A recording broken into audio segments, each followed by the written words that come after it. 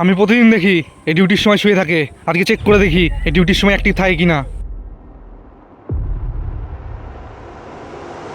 আরে ভাই আমি তো খালি একটু চেক করছিলাম তুই ডিউটির সময় অ্যাক্টিভ থাকিস কিনা। ঠিক আছে ভাই, আমি চলে যাচ্ছি। বাপরে বাপ, আরেকটু গুলি চালিয়ে তো বড় জোর বেঁচে গেছি।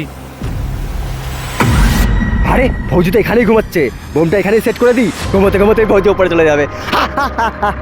তারপরে এই বর্ডারে আমার রাজত্ব। আরে বাহ, ফৌজি তো এখনো ঘুমোচ্ছে।